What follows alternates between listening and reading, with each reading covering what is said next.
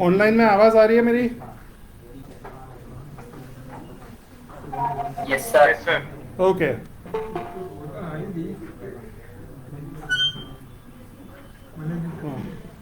चलो एक क्वेश्चन लेकर जाओ।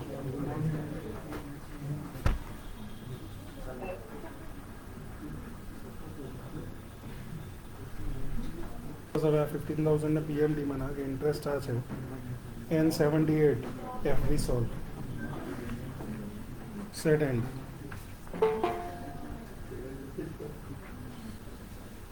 Okay, see, we will be continuing with this reading number 50, right?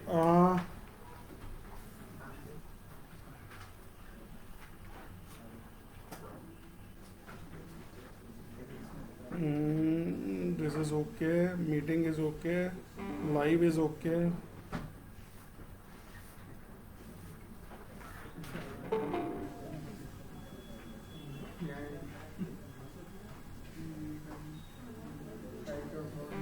Yes, puttable bonds.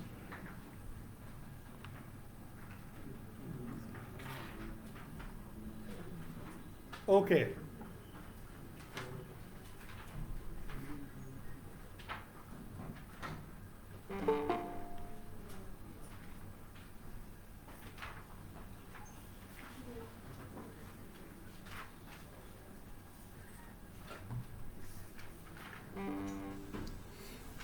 सी हम लोगों ने लास्ट क्लास में देखा था कि दो तरीके के बॉन्ड्स होते हैं, एक होते हैं कॉलेबल और एक होते हैं पुटेबल, राइट? कॉलेबल बॉन्ड्स मतलब who has the right to call back the bonds before maturity? The issuer of the bond, right? जो कंपनी ने बॉन्ड इश्यू किया है उसने बॉन्ड भले इश्यू किया 30 साल के लिए, लेकिन अगर वो चाहे तो 5 साल के बाद या 7 साल के बाद वो बॉन्ड को मार्केट में से वापस खींचने का राइट रखता है। तो उस तरीके के बॉन्ड को हम बोलते हैं कॉलेबल बॉन्ड्स। कॉलेबल बॉन्ड्स में इन्वेस्टर के लिए रिस्क बढ़ जाता है। वाई?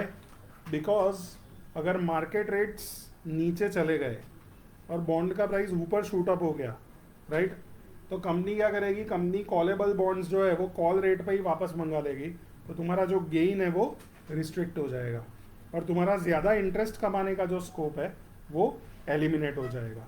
सो कॉलेबल बॉन्ड्स जो होते हैं वो ज़्यादातर बेसिकली हाई रिस्क वाले होते हैं और उन बॉन्ड्स में जो यील्ड्स जो होते हैं, जो इन्वेस्टर्स जो होते हैं, दे आर विलिंग टू पे लेस। पुटेबल बॉन्ड्स में किसके पास राइट होता है? Who has the right in puttable bonds? The investor has the right. अगर वो चाहे तो बॉन्ड को उसकी मेच्योरिटी से पहले कंपनी को वापस दे दे, राइट? 30 साल का बॉन्ड है, मैंने 5 साल के लिए रखा, अब मुझे लगता है कि ये बॉन्ड की ज़रूरत नहीं है मेरे को, मैं कंपनी में गया, मैंने कंपनी में बॉन्ड दिया और कंपनी ने मेरे को मेरा पैसा वापस दे दिया। तो ये जो बॉन्ड हुआ वो कौन सा बॉन्ड हुआ? पुटेबल बॉन्ड हुआ। पुटेबल बॉन्ड में who has the upper hand? The investor has the upper hand, right? Since the investor has the upper hand, what will happen in case of a putable bond? What will happen in case of a putable bond? Putable bonds, they carry lesser risk, right? They carry much lesser risk. So in case of a putable bond, if the company gives lower yield, then also it is fine for the company. ठीक है? Callable bond में company will have to give higher yield. So let us say कि normal bond में company 8% दे रही है, putable bond होगा उसमें वो 7.9% देगी तो चलेगा, कॉलेबल बॉन्ड में उसको 8% से ज़्यादा ही देना पड़ेगा। सही है? So let us start with what they have written in the book. Puttable bond gives the bond holder the right to sell the bond to the issuing company at a pre specified price, typically par. Bond holders are likely to exercise such a put option when the price of the bond is less than the put price because interest rates have risen on credit quality of the issuer has fallen, or the credit quality of the issuer has fallen, Unlike a callable bond, the embedded option for a puttable bond has value to the bondholder.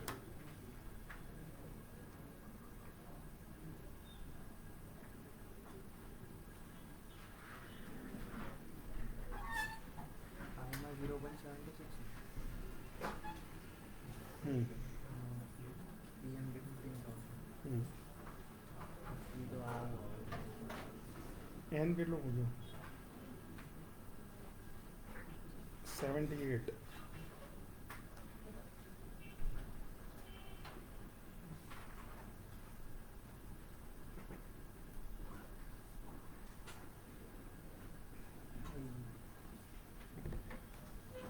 Unlike a callable bond, the embedded option for a puttable bond has value to the bondholder because the choice of whether to exercise the option is with bondholder. For this reason, a puttable bond will sell at a higher price, offer a lower yield than an otherwise equivalent straight bond. The difference in price between other identical straight bonds and a puttable bond is equal to the value of put option to the bondholder. सही है? Convertible bonds. Convertible bonds are those bonds which will get converted into equity at some date in future, and you have the right whether to get them converted or whether not to get them converted, right? If you feel that the company has tremendous future and you feel that I will be benefited greater by converting those bonds, so you convert those bonds. Otherwise एक specific date पे तुम्हारा पैसा वापस खींच लो, redemption करवा लो तुम्हारे bond का, ठीक है?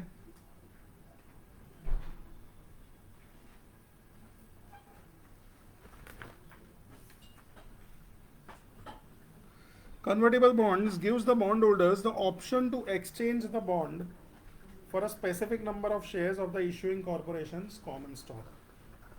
This gives bondholders the opportunity to profit from increase in value of common shares. Because the conversion is valuable to bondholder, convertible bonds can be issued with higher prices and therefore lower yields, which is an advantage to the issuer compared to other identical straight bonds. ताकि मैं एक और extra right they रहा हूँ मेरे bond purchaser को, right? तो मैं वो बॉन्ड को थोड़ा सस्ते में भी इश्यू कर सकता हूँ. I can issue that bond slightly at discount. बराबर है? Some terms related to convertible bonds are conversion price. This is the par amount per share at which the bond will be converted to a common stock. Conversion ratio. This is equal to the par value of the bond divided by conversion price. If a bond with 1000 par value has a conversion price of 40, its conversion ratio is 1000 upon 40, which is equal to 25 per bond, 25 shares per bond. And conversion value. This is the market value of shares that would be received upon conversion. A bond with a conversion ratio of 25 shares, when the market price of the common share is 50, would have a conversion value of 25 into 50, which is 1250. सही है? So these are basically the three terms which are related to conversion. They are pointless, right? If you are not willing to get the bonds converted into equity. Warrants. Right? Warrants, they are basically what? Let us say that मेरे को bond issue करना है मेरी company का, right? और मुझे convertible bond issue नहीं करना है, मेरे को सादा बॉन्ड इश्यू करना है, ठीक है? तो मैंने $100 का बॉन्ड इश्यू किया. $100 के बॉन्ड के साथ मैंने उन इन्वेस्टर्स जिनको फ्यूचर में मेरा शेयर बाय करने का राइट चाहिए, राइट? हाँ.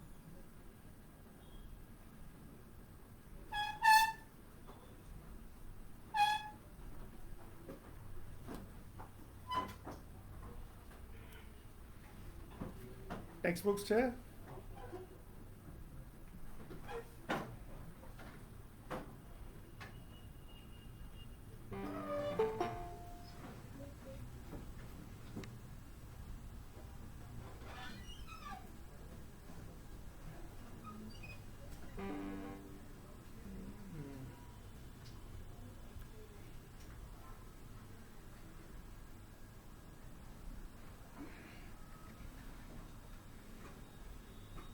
हम्म तो मैंने क्या किया, उनको वारंट्स इश्यू किए. आई इश्यूड देम वारंट्स, राइट. अब वारंट्स क्या होते हैं, मैंने बोला कि भाई देखो मेरा बॉन्ड $100 का है, तुम $100 दो और बॉन्ड ले लो.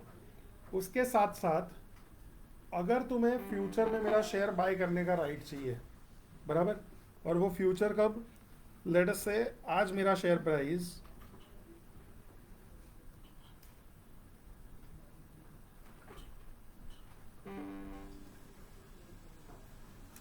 let us say today my share price is $50, right. And यार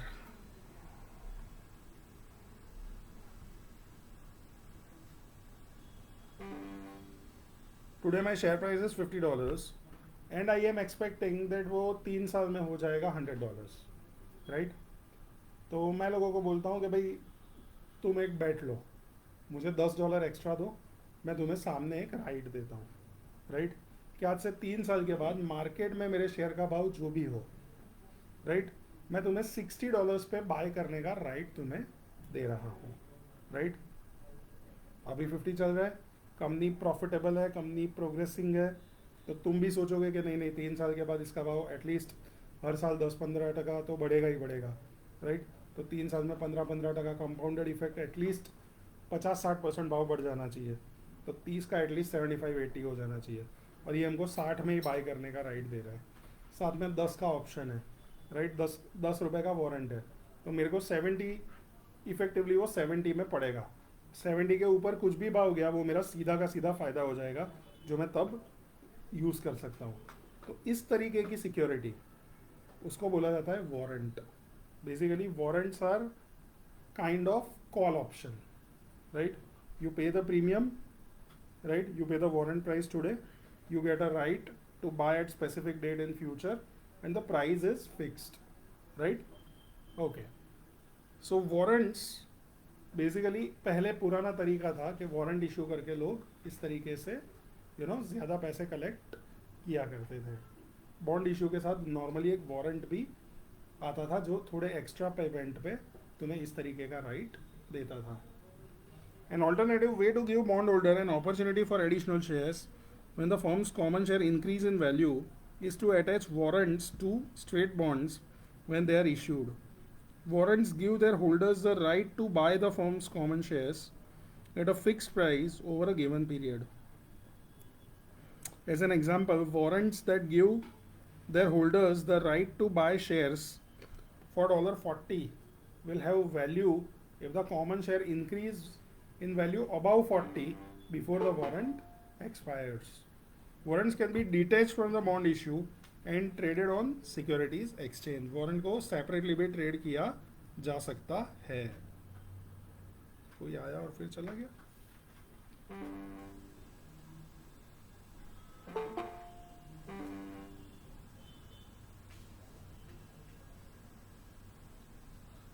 Okay. Contingent convertible bonds, they are referred to as COCOs. They are bonds that convert from debt to equity automatically if a specific event occurs, right. कोई specific event हुआ तो bond अपने आप equity में convert हो जाएगा. This type of bond have been issued by European banks. Banks must maintain specific level of equity financing, right. उनको equity तो maintain करना ही है. उसके लिए एक रेशियो जो है फाइनेंस में वो बहुत पॉपुलर है, which is capital adequacy ratio, right. Depending on मेरा जितना रिस्क है मेरे धंधे में, जितने एसेट्स है और जितना रिस्क है, राइट, उसके बेस पे मेरा कैपिटल भी एक स्पेसिफिक लेवल पे होना चाहिए. बहुत छोटे कैपिटल पे बहुत ज़्यादा एसेट और बहुत ज़्यादा रिस्क मैं क्रिएट नहीं कर सकता, वरना क्या होगा, बैंक में एक दिन लाइन लगेगी, कैपिटल ख़त्म हो गया, तुमने पैसे दे दिए, गेम ओवर हो गई तुम्हारी, बैंक उड़ जाएगी, राइट. इसलिए बैंक्स को कैपिटल मेंटेन करना पड़ता है, right, more than any other this thing entity. Banks must maintain specific level of equity financing. If banks equity falls below the required level, they must somehow raise more equity to comply with regulations. COCOs are often structured so that if the bank's equity falls below a given level, they are automatically converted to a common stock. This has the effect of decreasing the bank's debt liabilities increasing its equity capital at the same time, which helps the bank to maintain its minimum equity requirement. सही है? तो ऐसा contingent convertible bond हो गया. तुम सोच रहे हो मेरे पास डेट सिक्योरिटी और वो इक्विटी में कन्वर्ट हो गई और बोगस कंपनी के में इक्विटी में कन्वर्ट हो गई, तो तुम्हारी तो वाट लग जाएगी. तो जब भी बॉन्ड बाय करो, देख के बाय करने का कि मैं क्या बाय कर रहा हूँ, मेरे हाथ में क्या आ रहा है. राइट? सर ये स्ट्रक्चर फिक्स ही होता है ना, डेट से इक्विटी में ट्रांसफर करने के लिए? Yes, but you have to be, when you are buying the security you should know कि ये कंटिजेंट कन्वर्टेबल नहीं होना चाहिए. Normal convertible is okay. If you are buying contingent convertible, then you should buy it at a very low price, right? Okay.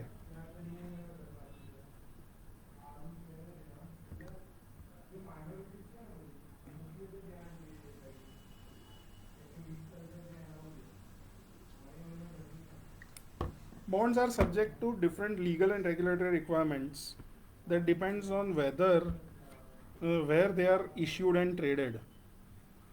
Bonds of issuer domiciled in the same country in the market in which bonds are issued and traded are referred to as domestic bonds. Right? Domestic bonds, India में रुपये में bond issue किए तो क्या हो गए वो domestic bonds. Bond of issuer from countries other than market in which bonds are traded is referred to as foreign bonds. Right? UK company raising US dollar to expand their US operations by issuing bonds that trade in US is foreign bond. बराबर? तो Coca Cola India में आके रुपी के bond issue करता है तो वो foreign bond हो गया अमेरिका के पॉइंट ऑफ व्यू से. राइट? क्योंकि American company raising money in India and raising money through basically rupees. Euro bonds are issued outside the jurisdiction of any country and can be issued in any currency. Right? Euro मतलब सिर्फ Europe में euro में issue हुआ ऐसा नहीं है. तुम किसी भी देश के ज्यूरिसडिक्शन के बाहर किसी भी करेंसी में जो बॉन्ड इशू करते हो उसको यूरो बॉन्ड बोला जाता है. बराबर? So every foreign bond is a euro bond effectively. Right? They are subject to less regulations than domestic bonds in most jurisdictions and were initially introduced to avoid US regulations. Euro bonds should not be confused with bonds denominated in euros or thought to originate from Europe. Euro bonds got the euro name because they were first introduced in Europe and most are still traded by firms in European capital. Bond issued by a Chinese firm that is denominated in yen trading in markets outside Japan would fit in the definition of euro bond. बराबर है? It would be referred to as euro yen bond. Euro bonds that trade in at least one domestic bond market and in euro bond market are referred to as global bonds. ठीक है ना? So foreign bond और euro bond का difference पता चल गया. Right? Euro bond basically X firm Y currency. बराबर? और trading in Z euro bond. बराबर?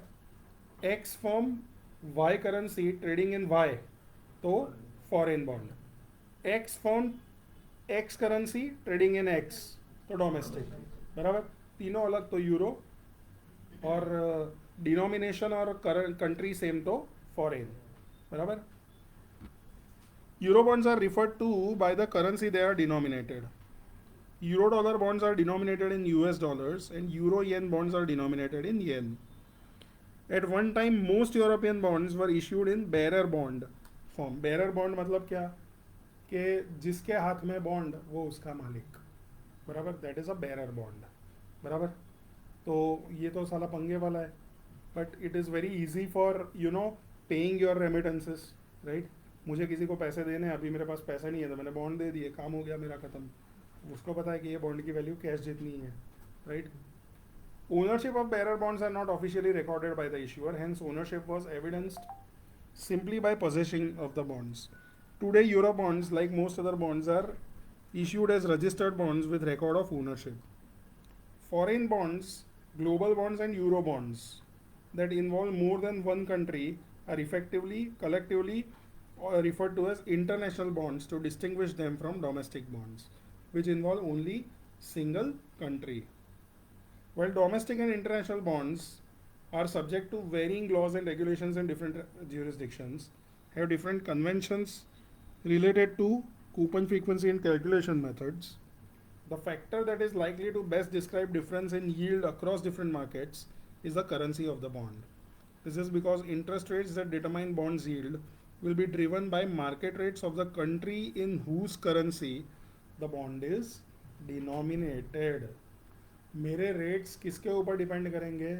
मैंने किस करेंसी में बॉन्ड इशू किया है, उस देश के इंटरेस्ट रेट सिनारियो पे मेरे बॉन्ड का इंटरेस्ट रेट डिटरमाइन करेगा, ना कि मैं कहाँ पे इश्यू कर रहा हूँ.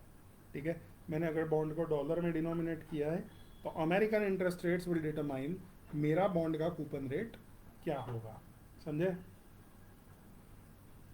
सुकुक बॉन्ड्स आर शरिया compliant bonds with specific restriction on payment of interest and use of proceeds of the bond issue to comply with Islamic law. The periodic payment on these bonds are considered to be cash flows from rent on underlying assets. ठीक है, उनमें क्या होता है कि interest हराम है, right? तो अब बॉन्ड तो बेसिक नेचर ही उसका इंटरेस्ट कमाना है, इंटरेस्ट देना है, राइट? तो उसके अंदर कुछ इस तरीके से तुम एसेट को स्ट्रक्चर करते हो कि जो पैसा मिल रहा है वो भाड़ा है ना कि ब्याज है, राइट? इस तरीके से थोड़ा विचित्र है, मतलब अल्टीमेटली तो इंटरेस्ट ही है. हाँ वही, वो ऊपर वाला देख रहा होगा तो बजाएगा. हाँ बहुत बहुत बॉन्ड बाय किए तो ऊपर आ, right? Okay. Taxation of bond income. Most often the interest income paid to bond holder is taxed as ordinary income at the same rate as wage and salary. India में भी ऐसा ही है. Interest जो होते हैं वो नॉर्मल इनकम में add हो जाते हैं, सिवाय के इंटरेस्ट कुछ स्पेसिफिक बॉन्ड्स के हो जो ऑलरेडी टैक्स एग्जेम्प्ट है, बराबर. बाकी ज़्यादातर कॉर्पोरेट बॉन्ड्स जो होते हैं वो नॉर्मल इंटरेस्ट नॉर्मल इनकम की तरह वो ऐड हो जाते हैं, बराबर. अपने होते हैं जो जैसे इनका म्युनिसिपल है वो हाँ हाँ है, हाँ अपने में भी होता है. कैपिटल गेन के जो बॉन्ड होते हैं ना उनके ऊपर नहीं होता है अपना. ठीक है. Interest income from bonds issued by municipal governments however is most often exempt from income tax and often from state tax in the state issue, बराबर. When a bondholder sells a coupon bond before maturity, it may be at a gain or loss relative to the purchase price. बराबर. मैंने 30 साल का bond था, ठीक है, 100 रुपये की मेच्योरिटी मिलने वाली थी, मैंने 20वें साल पे 120 मिल रहे तो मैंने निकाल दिया, राइट? तो परचेस प्राइस से अलग अमाउंट मुझे मिलेगी. Such gain and loss are considered capital gains, right? India में भी वो गेन जो है उनको कैपिटल गेन बोला जाता है. इंडिया में एक ऐसा बॉन्ड है जिसको ये अंदर कैपिटल गेन जो है वो टोटली एग्जेम्प्ट है अगर तुम वो बॉन्ड को मैच्योरिटी तक पकड़ के रखो तो, राइट? पता है कौन सा बॉन्ड है? Yes, SGB, sovereign gold bonds. India में जो SGB है वो बॉन्ड इश्यू होते हैं, उसका प्राइस किसके ऊपर डिपेंडेंट होता है? सोने पे. वो रिडीम हो गए तब प्राइस किसके ऊपर डिपेंडेंट होगा? सोने पे. बीच में तुम्हें सालाना 2.25-2.5% ब्याज मिलेगा, बराबर. 2.5% है ना? हाँ ठीक है. सो बेसिकली क्या हुआ कि अगर सोने का भाव 70 था तब 100 रुपये में बॉन्ड इश्यू हुआ था, तो जब मैच्योरिटी आएगी और सोने का भाव 1 लाख हो गया तो बॉन्ड का भाव 140-145 हो गया होगा, राइट? तो मैंने जो 1 लाख रुपए डाले उसके 140 हो गए, तो 40,000 रुपये पे मुझे टैक्स भरने का कि नहीं भरने का? अगर मैंने मैच्योरिटी तक, ये बॉन्ड की मैच्योरिटी तक अगर मैंने होल्ड किया है तो मुझे 40,000 पे कोई टैक्स भरने का नहीं. बाकी अगर मैं कोई भी बॉन्ड को बीच में से लिए बेच करूँ तो मुझे कैपिटल गेन टैक्स पे करने का. और कैपिटल गेन जो होता है डेट इंस्ट्रूमेंट्स पे वो इफेक्टिवली मेरा नॉर्मल टैक्स रेट ही हो जाता है. इक्विटी पे कैपिटल गेन अलग होता है इंडिया में, राइट? शॉर्ट टर्म में 15, लॉन्ग टर्म में 10 इक्विटी पे. लेकिन बॉन्ड्स पे शॉर्ट टर्म में स्लैब के हिसाब से, लॉन्ग टर्म में भी तुम्हारे जो भी 30% जो भी आता है उसके हिसाब से होता है, ठीक है? Capital gains are often taxed at lower rate than ordinary income. Capital gains on sale of asset that has been owned by for more than some minimum amount of time may be classified as long term. India में 3 साल का period है bonds के लिए. 3 साल से ज़्यादा hold किया तो लॉन्ग टर्म, मतलब 3 साल और 1 दिन होल्ड किया तो लॉन्ग टर्म, 3 साल और उससे 1 दिन कम भी होल्ड किया तो short term. Zero coupon bonds. and other bonds sold at significant discount to par when issued are termed original issue discount bonds because the gains over an OID bond's tenor as its price moves towards par value are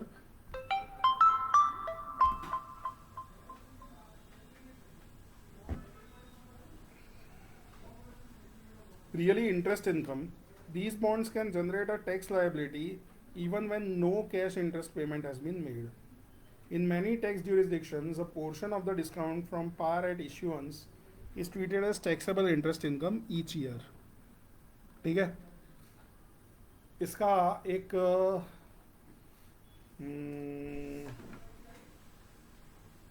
calculation करते हैं. चलो, BA2+ application है तुम्हारे पास, right? BA2+ application है ना सबके पास? Okay. Zero coupon bond, how it is taxed in India, right? उसका एक कैलकुलेशन करते हैं. ठीक है, first write down the data. छोटा सा डेटा लिखो. ला भाई ये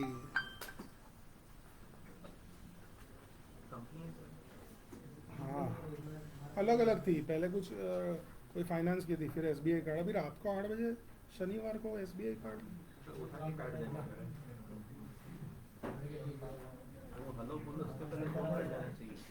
नहीं मतलब मैं तो बचपन में क्रेडिट कार्ड यूज़ किया था, अभी तो यूज़ भी नहीं करता मैं, फिर भी. चलो देखो, राइट डाउन.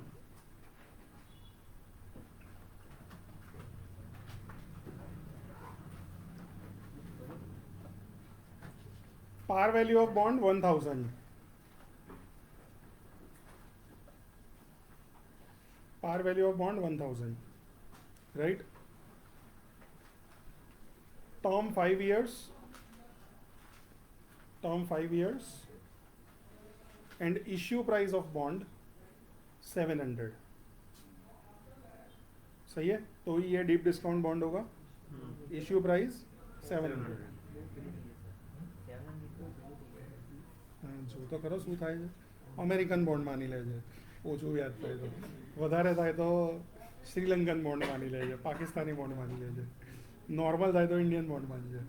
રાઈટ? ठीक है. हाँ हाँ, 5 साल बराबर. Compute the interest income taxable in the second year. Interest income taxable in the second year. ठीक है, इतना छोटा सा एग्जाम्पल है. ठीक है, अब तुमको क्या करना है? सीधा साधा कैलकुलेशन करना है. सुनो, 700 की चीज 5 साल में कितनी होने वाली है? 1000 की. तो मेरा इफेक्टिव रिटर्न क्या होगा? राइट? એવું નહીં, परसेंटेज में. Right? In percentage terms what is my CAGR, वो तुम्हें वर्कआउट करना है. समझे? तो step 1, IRR of the bond. IRR बोले तो इंटरनल रेट ऑफ रिटर्न, बराबर. Step 1 IRR of the bond. तो उसमें अपने कैलकुलेटर में लिखो 5 = n, 5n minus 700 PV, minus 700 PV, 1000 FV, 1000 FV, 0 PMT, 0 PMT. compute IY, compute IY, बराबर. तो कितना आया? 7.4, 7.4%. नॉर्मल तो था वरुण, 700 નહોતું રખાવ તો. ડિસ્કાઉન્ટ બોન્ડ મેઇનલી કેવું હોય? ત્યાંની ફેસ વેલ્યુ એ લોકો 450 500 જેવી. 5 જ વર્ષ હતા ને. આપણે તો यील्ड બેસવી જોઈએ ને. 7.5% તો બેસાડી યાર તે. 7.4% सबका आया. हाँ, सुनो, कितने लोगों का नहीं आया? 1 2 3 आए बेटा, तेरा 4। ओके सुनो, जो लोगों का नहीं आया है अपने आजू बाजू वालों के साथ एक बार सेट कर लो, वरना एक बार इधर आ जाओ। तू आ जा 1 मिनट इधर, कैलकुलेटर लेके आ जा।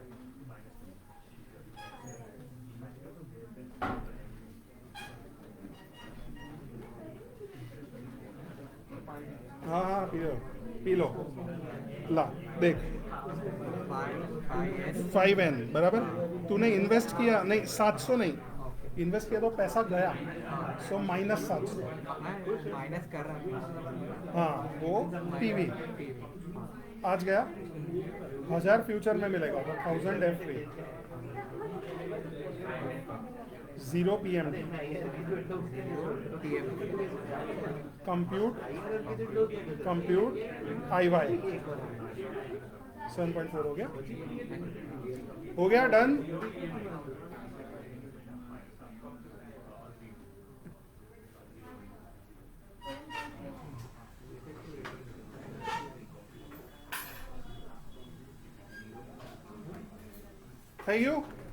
are you done? हो गया सबका, everyone 7.4%, but this is not the answer, right? पहले साल में इफेक्टिवली ये बॉन्ड तुम्हें कितना दे रहा है? 7.4। तो लिखो interest of first year is equal to 700 into 7.4%। 700 into 7.4%,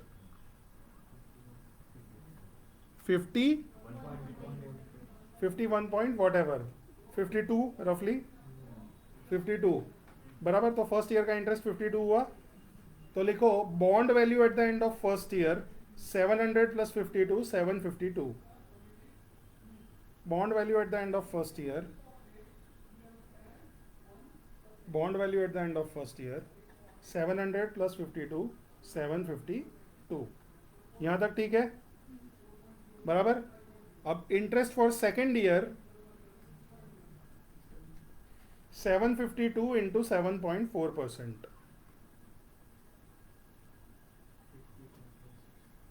right? This is your answer 7.4%। ये जो चीज है वो तुम्हारा आंसर है, ठीक है ना? बोल, नहीं देखा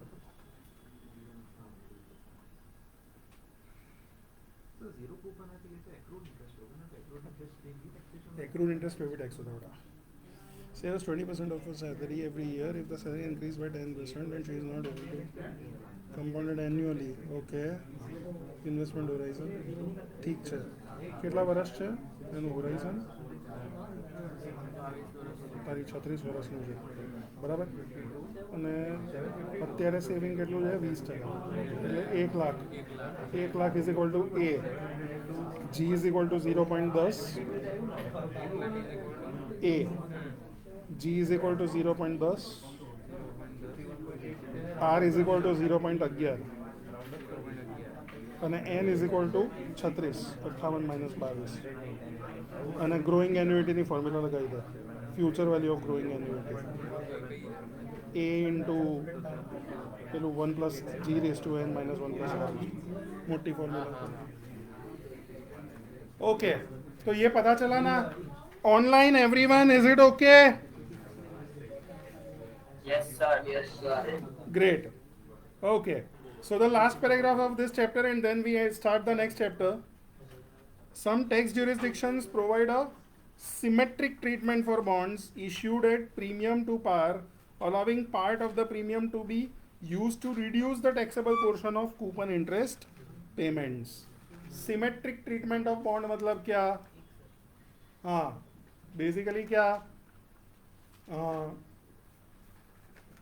सपोज कोई 100 रुपए का बॉन्ड है, मैंने 110 पे इश्यू किया है और 3 साल का बॉन्ड है बराबर। तो इफेक्टिवली 10 रुपए ज़्यादा हुए, 10 रुपए को मुझे 3 साल में अमोर्टाइज करना है, तो 10/3 तो हर साल 3.33 मेरे बॉन्ड की जो वैल्यू है वो कम होती जाएगी, और मैच्योरिटी पे जब मुझे लोगों को पैसे देने हैं तब वो एग्जैक्ट 100 रुपये हो जाएगी। इसका एकदम डिटेल हम पढ़ेंगे FRA के लास्ट क्लास में, जब हम उसका न्यूमेरिकल सॉल्व करेंगे तब, ठीक है, तब ये एकदम डिटेल में आएगा। પણ તો આપણે કરીશું ખરા। चलो नंबर 3, अनसॉल्व का number 3।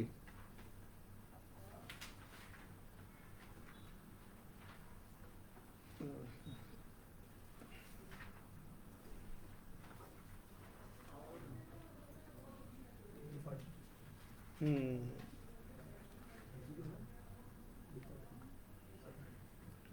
10-year bond pays no interest for 3 years, बराबर, then pays 229.25 followed by 35 semi-annually for 7 years and additional 1000।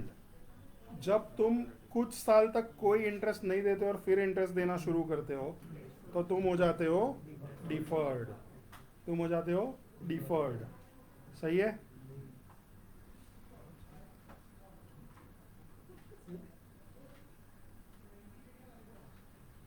Reading number 51, fix income issuance and trading. ठीक है, 2 मिनट का ब्रेक चाहिए उससे पहले, 2 मिनट्स। तुम लोगों को पीछे जाना पड़ेगा। शंकरलाल,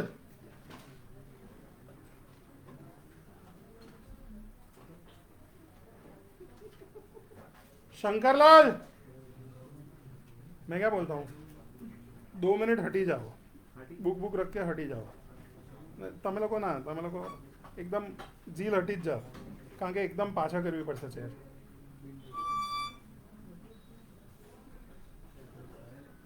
એકદમ પાછળ ખેંચો ને પગ લાંબો કરો મારો।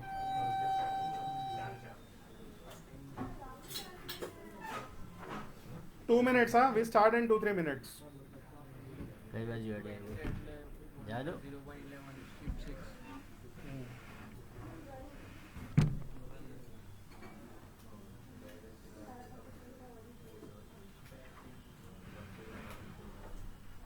લંબા કરો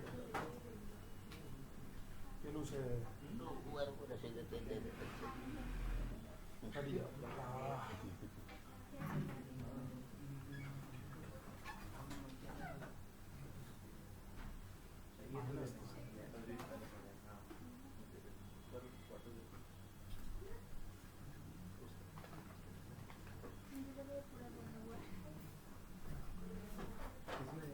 दीदी यहाँ से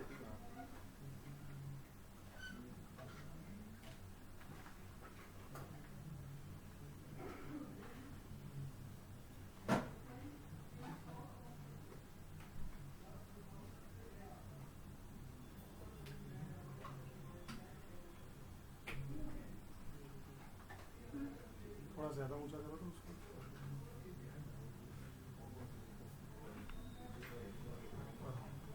और बस एक्सपेंड बना के रखो।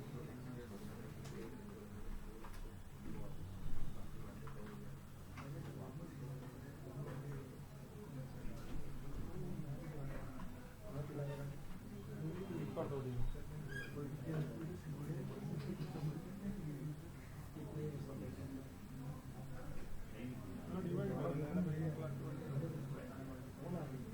बिगिनिंग हो तो है इंटू 1.11 करवा लो, बिगिनिंग ना हो नहीं करवा।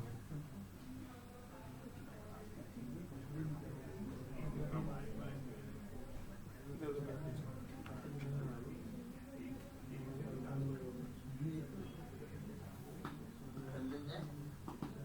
बस वो पैर को अंदर डालो और थोड़ा पानी ले आओ।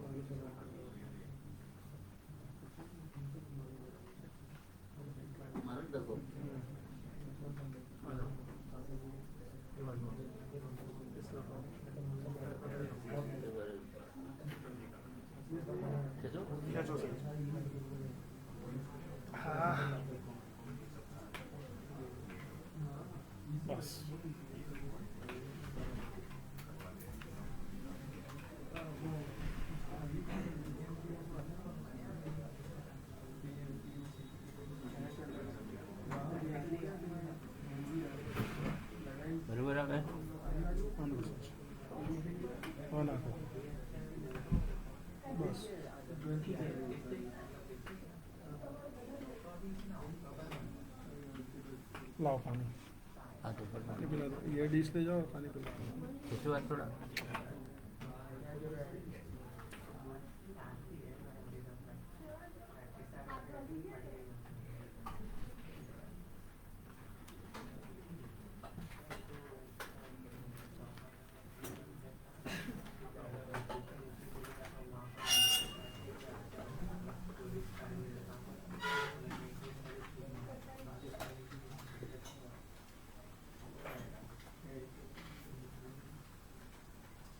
दो minute.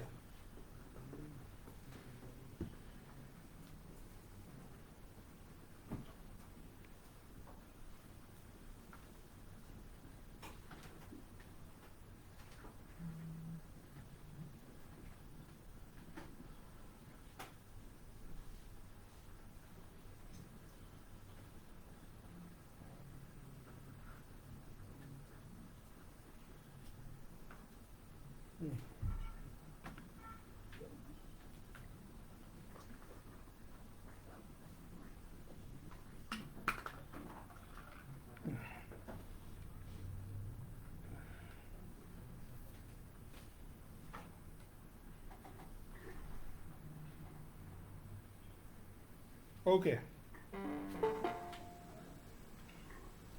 Reading number 51.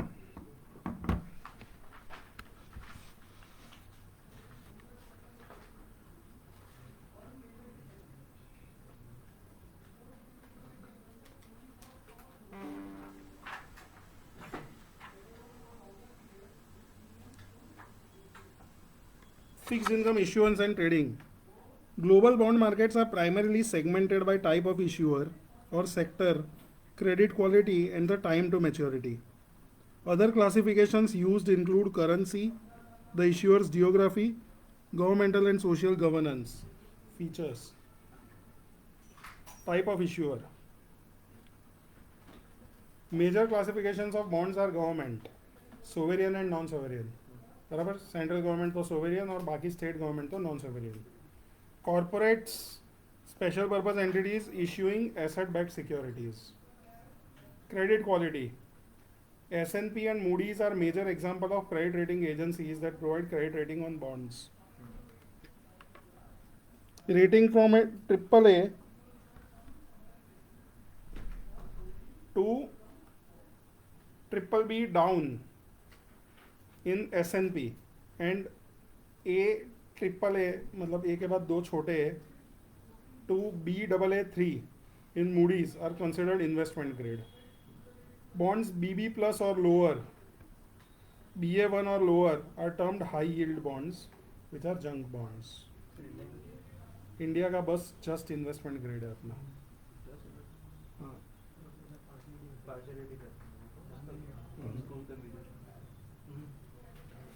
Original maturities. Fixed income markets are usually segmented into short-term investments with original maturities of less than 1 year. Intermediate term securities with original maturities of 1 to 10 years. And long-term securities with original maturities of more than 10 years. Less than 1 year short term, 1 से 10 साल intermediate और 10 साल से ज़्यादा long term bonds. ठीक है, तो less than short term में रिस्क फ्री जो बॉन्ड हुए वो हो गए ट्रेजरी बिल्स.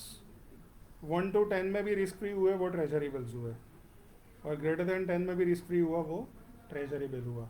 बराबर. सो ट्रेजरी बिल्स अलग अलग मैच्योरिटी के होते हैं और वो ज़्यादातर रिस्क फ्री होते हैं. इन्वेस्टमेंट ग्रेड जो शॉर्ट टर्म वाले हैं उसमें कमर्शियल पेपर और ABCP which is asset backed commercial paper. Ultimately commercial papers जो 1 साल में मैच्योर हो जाते हैं वो नॉर्मली कमर्शियल पेपर्स में कोई एसेट बैकिंग नहीं होता है, लेकिन अगर एसेट बैकिंग हुआ तो वो ABCP हो गए. बराबर.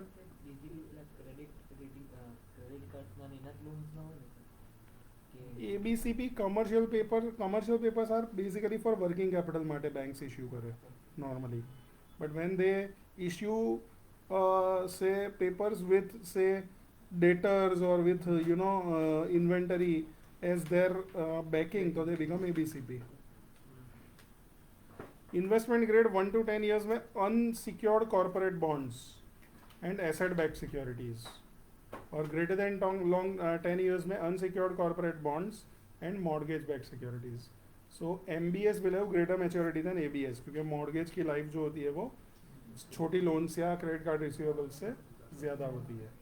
हाई यील्ड बॉन्ड में राइट इंटरमीडिएट टर्म में secured corporate bonds and leverage loans, right.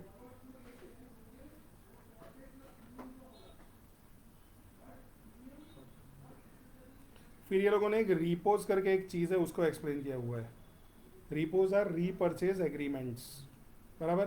तुमको पैसों की ज़रूरत है, तुमने क्या किया, तुमने तुम्हारी कोई सिक्योरिटी मुझे बेच दी. बराबर. मुझे बेची 90 रुपये में, और तुमने बोला कि भाई आज से एग्जैक्ट 1 साल के बाद मैं यही सिक्योरिटी तेरे पास से वापस ले लूँगा 100 रुपये में. बराबर. तुम्हारी वो सिक्योरिटी जो है वो वैल्यूएबल सिक्योरिटी है, वो उसको मैं कहीं भी बेच सकता हूँ अगर बेचना चाहूँ तो. लेकिन मैंने तुम्हें राइट भी दिया हुआ है कि तुम चाहो तब खरीद सकते हो, और तुम्हारा ऑब्लिगेशन भी है इसको बाय करने का.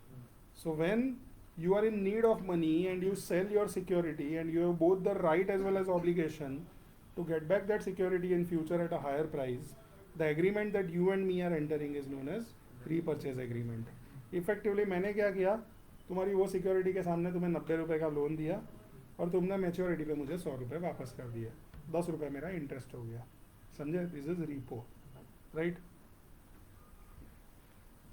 Secured corporate bonds appear in high yield category because we are referring to new issues. Companies with less reliable operating cash flows will have to offer security to investors when issuing debt. Normally established companies जब भी bond issue करती है तो कोई security issue नहीं करती है. लेना है तो ले, बराबर, वरना मेरे कैश फ्लो को देख, भरोसा करना है तो कर, वरना भाग जा.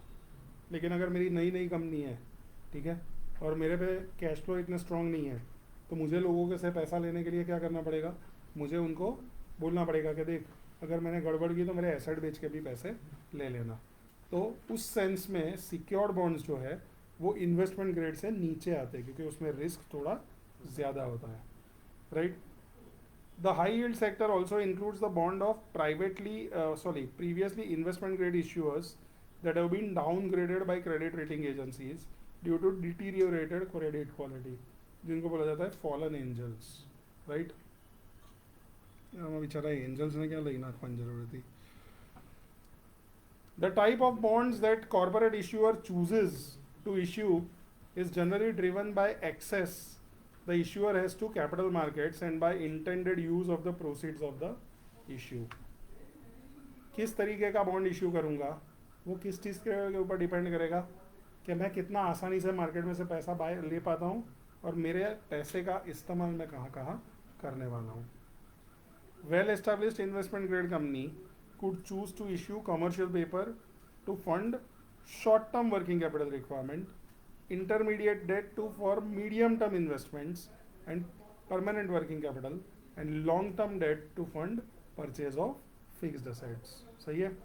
मुझे वर्किंग कैपिटल रिक्वायरमेंट है तो मैंने कमर्शियल पेपर डाल दिए, ठीक है. मुझे परमानेंट वर्किंग कैपिटल की रिक्वायरमेंट तो मैंने क्या डाल दिया, इंटरमीडिएट टर्म बॉन्ड डाल दिया.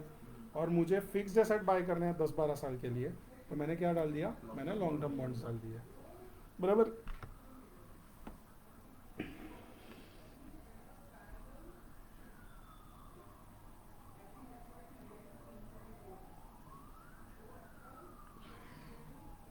The short and medium term issues could be arranged for a fee with syndicate of bank offering credit facilities, allowing the issuer to issue securities when required for their business operations.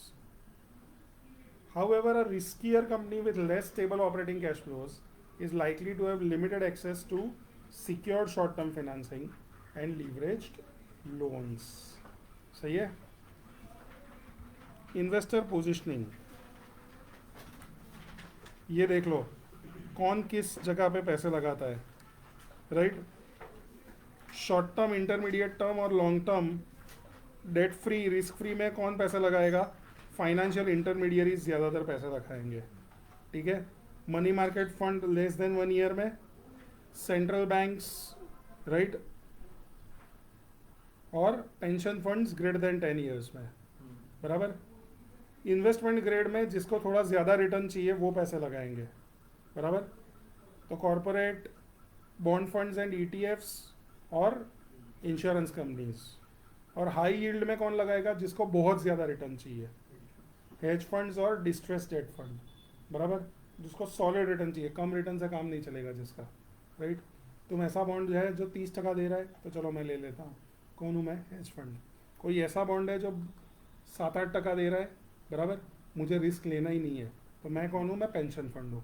कोई ऐसा bond है जो 12-13% दे रहा है, बराबर, मुझे थोड़ा risk लेना है लेकिन कंपनी बढ़िया तो होनी ही चाहिए, तो मैं कौन हूँ? मैं इंश्योरेंस कंपनी हो गई, बराबर। तो इस तरीके के अलग अलग इन्वेस्टर्स होते हैं, राइट। ये कोई पत्थर की लकीर नहीं है, लेकिन ये एक इंडिकेटिव टेबल ये लोगों ने दिया हुआ है कि इस तरीके के लोग इस तरह पैसे लगाते हैं। एग्जाम के पॉइंट ऑफ व्यू से इतना काम का भी नहीं है ये टेबल, समझे? एक सेकेंड, की पॉइंट्स बता लाए શું કરે?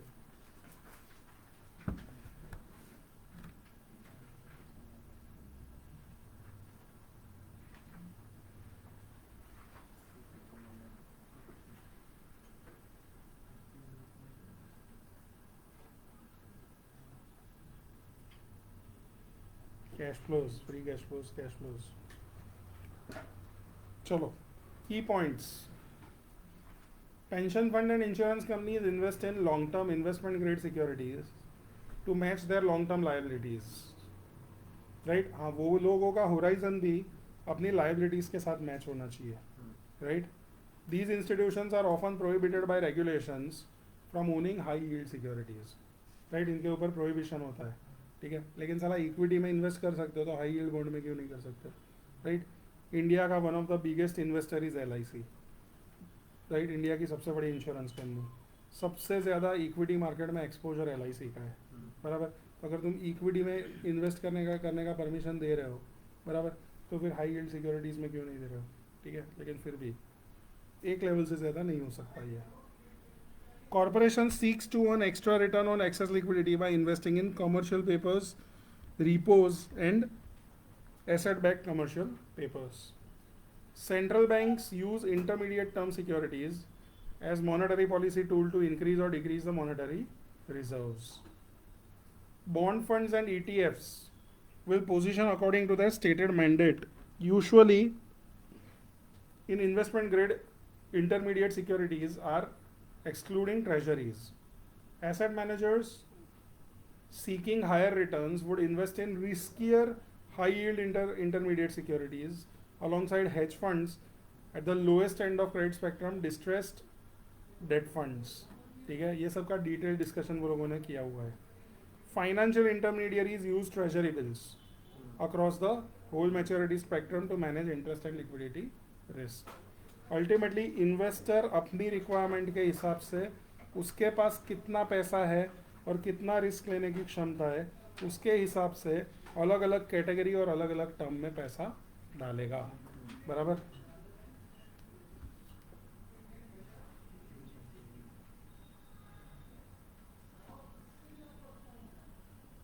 Okay, describe types of fixed income indexes, बराबर। इंडिया में तो कोई फिक्स्ड इनकम इंडेक्स नहीं है। कोई देखा है तुमने बॉन्ड का इंडेक्स हो? नहीं। हम तो अपने तो जानते हैं Sensex, Nifty, bank Nifty, right. ये तो सब इक्विटी के इंडेक्स है, बॉन्ड का कोई इंडेक्स नहीं है। लेकिन डेवलप्ड कंट्रीज में बॉन्ड्स के भी इंडेक्स होते हैं, बराबर। तो corporate bond issuers can and often do have many different bonds outstanding, while they will likely have no more than 2 or 3 different classes of shares. 5 साल का बॉन्ड, 10 साल का बॉन्ड, 20 साल का बॉन्ड, कभी मैच्योर होने वाला ना होने वाला बॉन्ड। तो मैंने 5-6 तरीके के सिक्योरिटी इशू किए हुए हैं बॉन्ड्स, और इक्विटी एक ही टाइप की है, बराबर। This leads to fix income index having more constituents than equity index. Consequently, bond tracker funds employ sampling techniques rather than purchasing all the constituents of a fixed income bond index to keep transaction complexity reasonable. जो bond tracker fund होता है, bond tracker fund मतलब suppose अगर bond का index है तो उसका basically index को रेप्लिकेट करने के लिए जो भी बॉन्ड जो भी म्यूचुअल फंड बना वो, राइट, वो लोग सारी की सारी सिक्योरिटीज़ में पैसा नहीं लगाते हैं, राइट। इक्विटी में क्या होता है कि मैंने अगर निफ्टी बेस्ड इंडेक्स बनाया तो मैं निफ्टी के 50 शेयर में पैसा लगा दूंगा, राइट, और वही प्रपोर्शन में लगाऊंगा जो प्रपोर्शन में निफ्टी के शेयर्स है। लेकिन बॉन्ड ट्रैकर फंड्स जो होते हैं वो रिलायंस इंडस्ट्रीज के 5 तरीके के बॉन्ड है तो रिलायंस के किसी भी एक तरीके के बॉन्ड में पैसा लगाएंगे। गवर्नमेंट ऑफ इंडिया के 20 तरीके के बॉन्ड्स है तो गवर्नमेंट ऑफ इंडिया के कोई भी एक या दो तरीके के उसमें पैसा लगाएंगे, वो सारे के सारे उसमें पैसा नहीं लगाएंगे। Bonds maturing and being issued more frequently causes higher frequency of removal and replacement of constituents in fixed income indexes versus equity index, right। 3 साल का गवर्नमेंट ऑफ इंडिया का बॉन्ड मैंने डाला इंडेक्स में, ठीक है, 3 साल हो गए, वो बॉन्ड मैच्योर हो गया तो मुझे उस बॉन्ड को निकाल के कुछ और डालना पड़ेगा। शेयर में ऐसा होता है, रिलायंस इंडस्ट्रीज डाला तो जब तक रिलायंस का परफॉर्मेंस ख़राब नहीं होगा तब तक वो निफ्टी के अंदर परमानेंटली रहेगा। वो 30 साल भी हो सकते हैं, 50 साल भी हो सकते हैं, बराबर। Bonds are issued across multiple sectors. Usually government are the largest issuer bonds and hence broad bond indexes have large weights in sovereign bonds. Change in debt issuance trends in terms of maturity and credit quality affect the weight of fixed income index over time. ज़्यादातर पैसा race करने वाली होती है वो सरकारें होती है, तो ब्रॉड इंडेक्सेस में सबसे ज़्यादा वेट जो होगा वो भी सरकारों का होगा, ठीक है। Bond index that contain a broad selection of bonds are called aggregate index. An example of aggregate index is Bloomberg Barclays aggregate index, which include bond from all sectors across 28 currencies, बराबर। लगभग 100 bond है जिनमें index बना हुआ है। The index excludes high yield and unrated issues and bonds that do not meet the minimum size for inclusion, बराबर।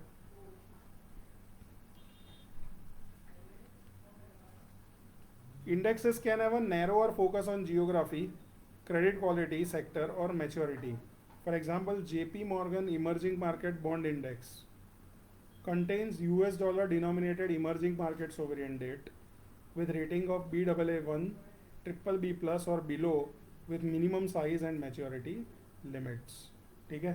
इसी तरीके का एक बॉन्ड इंडेक्स के अंदर इंडिया का इंक्लूजन हुआ है, राइट, हाँ, MSCI का इमर्जिंग मार्केट बॉन्ड इंडेक्स में। तो वो लोग क्या करेंगे, डॉलर बेच के इंडिया के बॉन्ड्स को बाय करेंगे, तो उसका थोड़ा पॉजिटिव इफेक्ट होगा इंडिया में पैसे आने पे भी और इंडिया की करेंसी पे भी, राइट।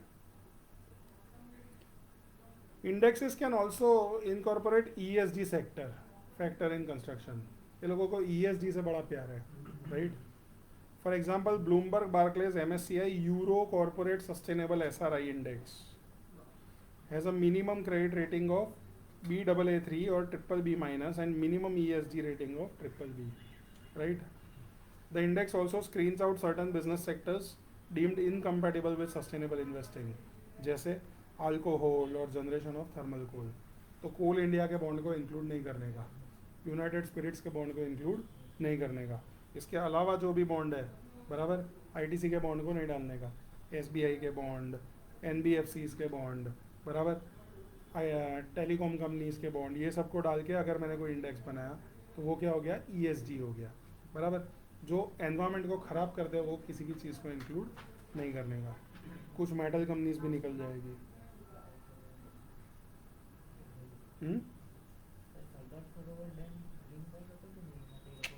ત્યારે આવો કોન્સેપ્ટ જ નહોતો, ગ્રીનનો કોન્સેપ્ટ જ નહોતો. સરદાર સરોવર નિગમ limited bond was one of the hottest bonds that was ever issued in India. It had a yield of around 14 to 15% and it was Gujarat government bond, right? So if you had ownership of those bonds, जिनको पता चलता था कि तुम्हारे पास ownership है, तो उस time पे चिट्ठियाँ आती थी कि अगर तुम्हारे पास ये बॉन्ड है तो मैं इतने रुपए देके तुम्हारा ये बॉन्ड लेने के लिए तैयार हूँ. मतलब सरकारी बॉन्ड जो 15-16% ब्याज देता है, राइट, वैसा एक बॉन्ड हमने इशू किया था गुजरात गवर्नमेंट ने. लेकिन गुजरात गवर्नमेंट भी बहुत शानी है, राइट, इतना ब्याज एक लिमिटेड पीरियड तक देगी. उसको पता चला मार्केट में इंटरेस्ट रेट गिर गए, तो वो लोगों ने जो मैच्योरिटी की जो 6 साइकिल्स होती है उसमें चौथी साइकिल पे ही बॉन्ड को निपटा दिया, राइट. बाकी क्या 10 साल अगर बॉन्ड को चलाया होता तो उनकी वाट लग जाती है, राइट। ऐसा था कि हर 5 साल पे पैसे डबल हो रहे थे, 5 साल पे पैसे डबल हो रहे थे, मतलब 72 डिवाइडेड बाय 4 मतलब 14.4% का सरकारी इंटरेस्ट रेट था। तो जो 2,500 में इशू किया हुआ बॉन्ड था वो इफेक्टिवली 1 लाख में रिडीम होने वाला था, राइट, डीप डिस्काउंट बॉन्ड। लेकिन 25,000 के बाद 50,000 और 50,000 के बाद 1 लाख, ऐसी 2 साइकिल बाकी थी तो सरकार ने 25,000 रुपये बॉन्ड को रिडीम कर दिया, राइट। वो भी बहुत का तो भी अच्छा खासा यील्ड मिला था सबको, right. Index chosen to act as a benchmark of bond fund should match the exposure of the fund in terms of sector, focus, credit quality and maturity. Primary market, right, जैसे equity का primary market होता है वैसे bond का भी primary market होता है। लेकिन बॉन्ड जो है ना वो अभी तक विचित्र प्राइमरी मार्केट था, राइट। इक्विटी में तो क्या होता है कि बुक बिल्डिंग से कंपनी इश्यू लेके आती है, जो भी भाव चाहे वो ले लेती है, बराबर। अगर कंपनी लॉस मेकिंग है तो रिटेल का कोटा कम रखेगी, रिटेल को 10% शेयर देगी, बाकी रिटेल को 35% शेयर दे देगी, लेकिन भाव जो वो चाहे वो लेती है, राइट।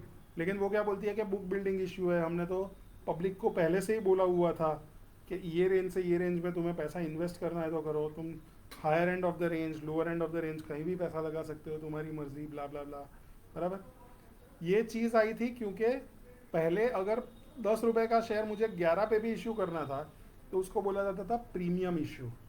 प्रीमियम इशू के 15 तो कंडीशंस थे कि कंपनी इतनी प्रॉफिटेबल होनी चाहिए ना, डिविडेंड पेइंग होनी चाहिए ना, ये ना वो ना, राइट। तो उसके कारण क्या था कि अच्छी कंपनीज उनको जब नेक्स्ट लेवल पे जाना उसके लिए जो पैसे रेस करने थे तो वो नहीं कर पाती थी, राइट। तो इमेजिन करो कि तुम होना सा हो, मामा अर्थ हो, तुम्हें पैसे चाहिए, बराबर, तुमने अभी पैसे उठा लिए मार्केट से, अगर पुराने नियम होते तो वो और 10 साल तक पैसे नहीं उठा पाता। नाइका हो गया, होना सा हो गया, जोमेटो हो गया, राइट। और जोमेटो जैसी कंपनी ने तो कितना अच्छा रिटर्न भी दिया है शेयर होल्डर्स को, राइट। तो कई सारे ऐसे कंपनीज है जो अपने नेक्स्ट लेवल पे पहुंचने की तैयारी में है, उनको पैसे रेस करने हैं, लेकिन वो पहले कायदे के कारण नहीं कर पाते थे, तो बुक बिल्डिंग आया, राइट। बुक बिल्डिंग के थ्रू वो लोग पब्लिक के पास जाते हैं, अपने इश्यू को मार्केट करते हैं, और पब्लिक को ठीक लगा तो वो शेयर बाय करेंगे, उनको एक रेंज में अप्लाई करना होगा, वो रेंज के कुछ डिटरमाइन करने के कुछ कायदे होते हैं, उस हिसाब से रेंज नक्की किया जाता है, right.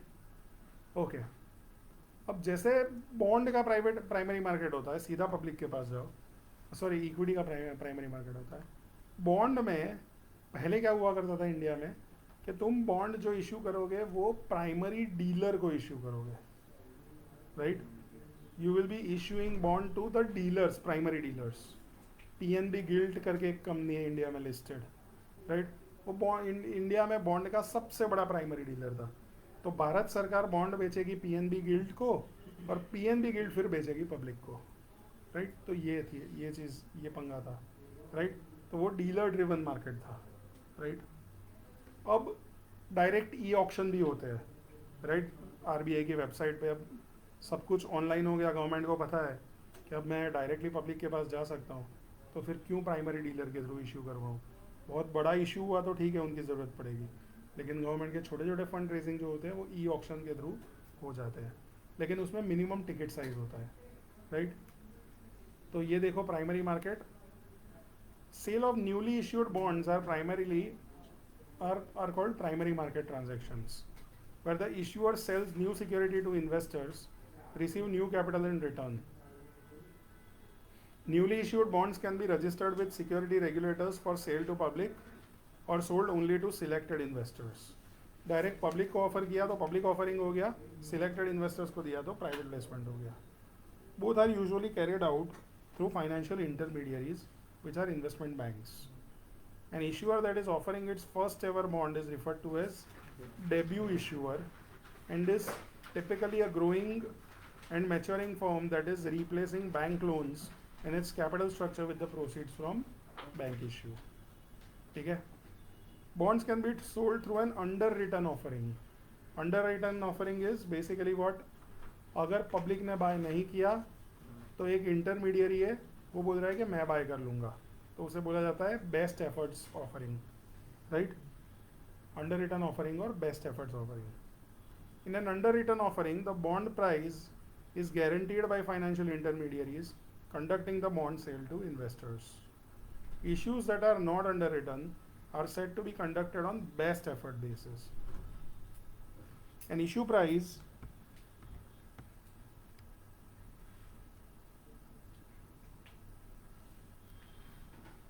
is not guaranteed by intermediaries, but they will charge commission for placing the bonds with investors at the best price possible. Okay, so ये लोग बेसिकली एक छोटा सा डिफरेंस बोल रहे हैं अंडर रिटर्न और उसमें बेस्ट एफर्ट्स में.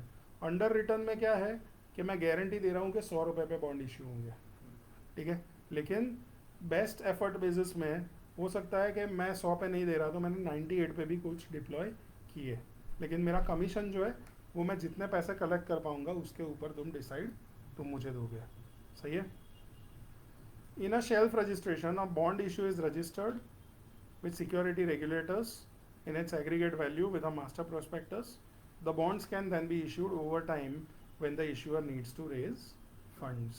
So shelf register में क्या registration में क्या हुआ, मैंने मेरा issue register करवा दिया, जैसे जैसे मुझे पैसों की ज़रूरत पड़ेगी वैसे वैसे मैं मार्केट में जाके पैसा उठाऊंगा.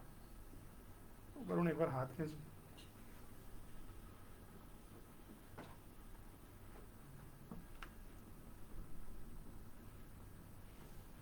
खींच.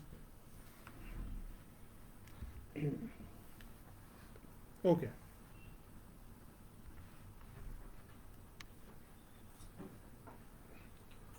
Debut issue usually require weeks of roadshow by underwriters prior to the issue date to introduce investors to the debt issue. Subsequent repeat issue of fixed income securities usually takes less time. पहली बार का issue होगा उसमें थोड़ा ज़्यादा time लगेगा, फिर time उतना कम लगेगा. For an investment grade frequent issuer with a fully underwritten shelf registration, the time between transaction being agreed and being completed and allocated to investors may be only a matter of hours, because bond funds and other investors are likely already familiar with the issuer and regulatory registrations have already been made. Issuance is likely to take significantly longer time for a smaller high yield issue with more detailed covenants and collateral provisions made on best effort basis. बराबर. तो investment grade bond होंगे, serial जो भी fund raiser है उनके bonds होंगे तो वो तुरंत हाथों हाथ बिक जाएंगे कुछ घंटे में, लेकिन हाई यील्ड बॉन्ड होंगे, अननोन लोगों के बॉन्ड होंगे, वो बेचने में समय जाएगा. Some bonds especially government bonds are sold through public auction, a process we will describe in reading on fixed income securities. ठीक है, लास्ट चीज़ है, फिर ये चैप्टर मोस्टली ख़त्म है. Secondary market.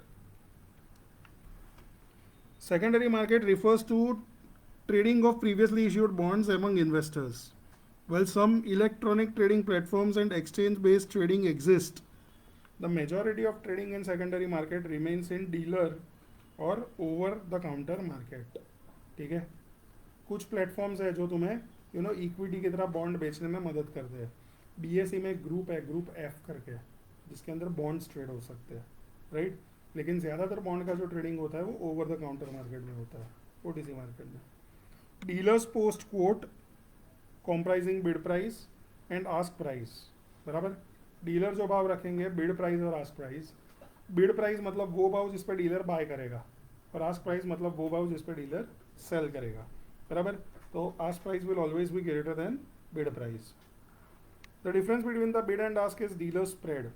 The spread varies across individual bonds according to liquidity, ranging from fraction of a basis points for liquid recently issued developed market sovereign bonds and higher credit quality corporate frequent issuers to 10 to 20 basis points or more for less liquid smaller and older corporate issues. जितना secured, जितना known, जितना recent और जितना high credit quality वाला bond उतना कम spread, जितना unknown, जितना रिस्की उतना ज़्यादा स्प्रेड. बराबर. Distress debt is the name given to the bonds of issuers that are in और expected to file for bankruptcy. बराबर. ऐसे लोग जो उड़ जाने वाले हैं उनके बॉन्ड वो भी खरीदने वाले होते हैं लोग, क्योंकि जुआ खेलना है, right. distressed debt investor might buy the debt from other institutions that are prohibited from owning securities with low credit ratings and aim to profit from issuers' fortunes reversing higher than expected recovery rate in liquidation or value enhancing restructuring of the issuer. ठीक है, तुम रिलायंस हो, तुम्हारी company का जो नियम है वो ये है कि तुम ट्रिपल बी ग्रेडेड से नीचे बॉन्ड बाय नहीं करोगे. अब तुम्हारे पास एक कंपनी का बॉन्ड था XYZ जो ट्रिपल बी था, ठीक है, अब उसका रेटिंग खराब हो गया और डबल बी हो गया, तो तुम्हें वो बॉन्ड इश्यू करने पड़ेंगे. वो बाय कौन करेगा? मेरे जैसे डिस्ट्रेस डेट बाय करने वाले. क्यों? क्योंकि मुझे पता है कि भले ये रेटिंग खराब हुआ है, कंपनी में दम तो है, हो सकता है कि ये कंपनी वापस से तगड़ी हो जाए, राइट. तो तुम्हारा जो ट्रिपल बी रेटेड बॉन्ड है वो मैं एकदम कम भाव में मैं बाय कर लूँगा इस सिचुएशन में, right. For an otherwise infrequent traded issue, entering into a distress situation may temporarily increase its trading activity. ठीक है. So this is the end of the chapter. ये चैप्टर में कुछ था नहीं, ठीक है. Next chapter next class.